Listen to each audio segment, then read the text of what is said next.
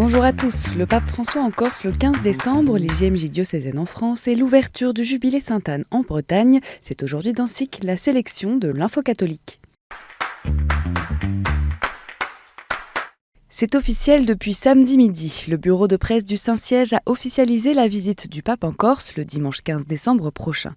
La nouvelle a aussi été annoncée sur les réseaux sociaux par les deux cardinaux corses, le cardinal François Boustillot, évêque d'Ajaccio, et le cardinal Dominique Mamberti, préfet du tribunal suprême de la signature apostolique au Vatican.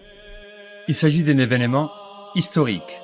Nous nous donnerons les moyens extraordinaires pour un accueil exceptionnel au Saint-Père. Le pape François est donc attendu à Ajaccio pour une visite pastorale d'une journée à l'occasion de la clôture du congrès La religiosité populaire en Méditerranée. Il s'agit d'une première visite d'un pape sur l'île de Beauté. Parmi les temps forts, la conclusion du colloque, la prière de l'Angélus avec le clergé corse à la cathédrale Notre-Dame de l'Assomption, la messe sur la place d'Austerlitz au Casone et une rencontre avec le président de la République Emmanuel Macron en fin de journée à l'aéroport avant le départ du pape. Le logo du voyage a été dévoilé ainsi que la devise de ce 47e voyage apostolique, Jésus passait en faisant le bien. Toutes les informations concernant cette visite sont à retrouver sur le site internet officiel dédié www.lepapencorse.corsica et ce sera bien sûr à suivre en direct sur KTO, KTO Radio et KTOTV.com. La croix des JMJ est l'icône de la Vierge Salus Populi Romani. Les symboles des Journées mondiales de la jeunesse ont été remis ce dimanche par une délégation de jeunes Portugais à une délégation de jeunes Coréens. Après Lisbonne en 2023, les prochaines JMJ se tiendront en 2027 à Séoul, en Corée du Sud.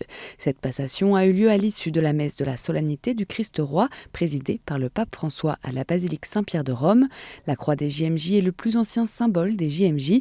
Elle avait été confiée aux jeunes par Saint Jean-Paul II au terme de l'année jubilaire en 1984. Les dates exactes des canonisations de Carlo Acutis et Pier Giorgio Frassati ont été annoncées par le pape ce dimanche lors de l'Angélus. Carlo Acutis sera canonisé à la clôture du Jubilé des adolescents le dimanche 27 avril prochain et Pier Giorgio Frassati deviendra saint le dernier jour du Jubilé des jeunes, le samedi 3 août 2025. Et ce lundi, le préfet du dicastère pour les causes des saints a signé le décret attribuant le second miracle à l'intercession de Pier Giorgio Frassati. Dimanche, le pape avait expliqué avoir anticipé cette étape après avoir été informé par le dicastère que la cause serait conclue positivement. Il a assuré obtenir prochainement l'accord des cardinaux, dernière étape avant sa reconnaissance officielle de sainteté.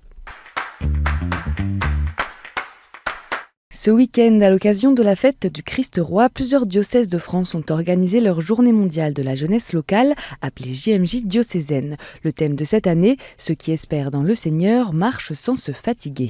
En Alsace, la pastorale des jeunes a proposé aux 18-35 ans un pèlerinage de Münster à Notre-Dame des Trois Épis avec une marche rythmée par plusieurs temps de prière et d'enseignement. Les jeunes des Yvelines ont marché jusqu'à Paris pour 2 jours de pèlerinage sous la protection de Marie. Ils étaient environ 150 étudiants et jeunes professionnels à s'être réunis. Ensemble, ils ont pu vivre une nuit d'adoration à Notre-Dame de Boulogne avant de reprendre leur route dimanche matin vers la chapelle de la Médaille miraculeuse.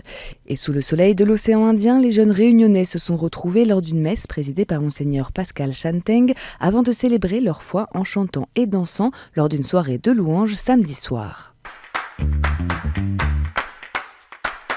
Alors que le jubilé 2025 se prépare à Rome, le sanctuaire de Sainte-Anne d'Auray dans le Morbihan a ouvert son jubilé ce dimanche. L'année 2025 marquera en effet le 400e anniversaire des apparitions de Sainte-Anne au paysan breton Yvon Nicolazic.